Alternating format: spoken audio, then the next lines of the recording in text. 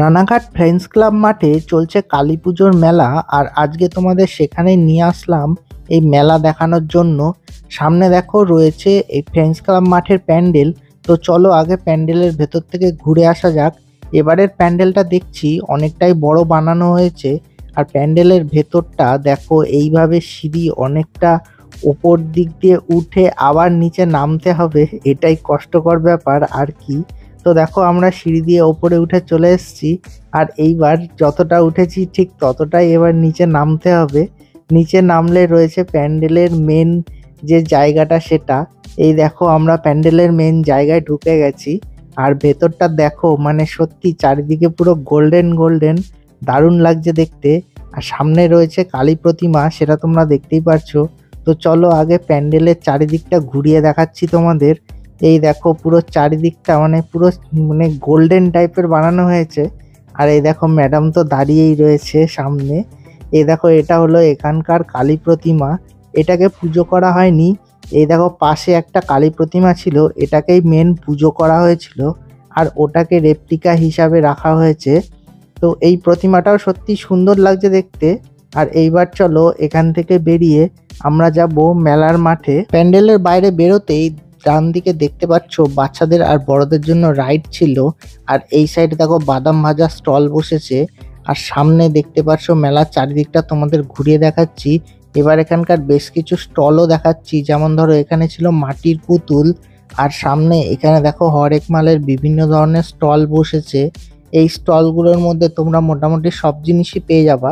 এই দেখো এইখানে ছিল আরেকটা মাটির পুতুলের স্টল। এই পুতুলগুলো ছোট ছোট হলেও দেখতে বেশ ভালোই লাগে। আর এইখানে ছিল ইমিটেশন গয়নার স্টল, কানের দুল, হার প্রভৃতি জিনিস পাওয়া যাচ্ছিল। আর এইখানে দেখো ছিল হরেক মালের বিভিন্ন ধরনের স্টল। আর সামনে দেখো 10 টাকা 20 টাকা বিভিন্ন ধরনের স্টল ছিল। এখানে দেখো একটা ব্যাগের স্টলও তোমরা দেখতে পাচ্ছ।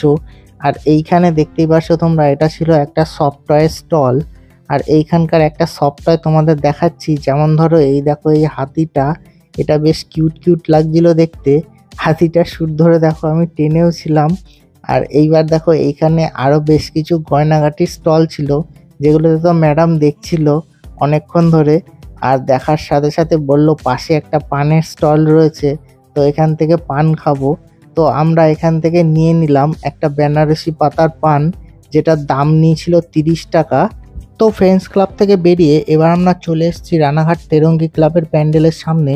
এই প্যান্ডেলটা তো তোমাদের আগের দিন দেখিয়েছিলাম, যেটা তৈরি হচ্ছিল। আর ভেতরে নিয়ে গিয়েও দেখিয়েছিলাম। তো চলো আজকে ভেতরে দেখাচ্ছি, লাইটিং জ্বলছে। আর এই সাইডে দেখো ফাংশনও চলছিল আমরা যখন ঢুকেছিলাম।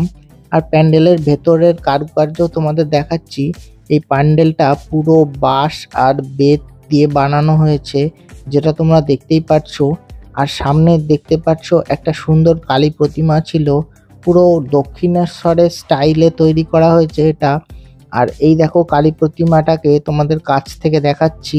এবার এই প্যান্ডেল থেকে বেরিয়ে আমরা চলে আসলাম হাই রোডের ধারে একটা প্যান্ডেলের সামনে, যেটা ছিল স্বামী বিবেকানন্দ ক্লাবের প্যান্ডেল। আর প্যান্ডেলটা দেখতে পাচ্ছ উপরে পুরো গোল্ডেন টাইপের বানানো হয়েছে। এবার প্যান্ডেলের ভেতরে ঢুকো দেখাচ্ছি।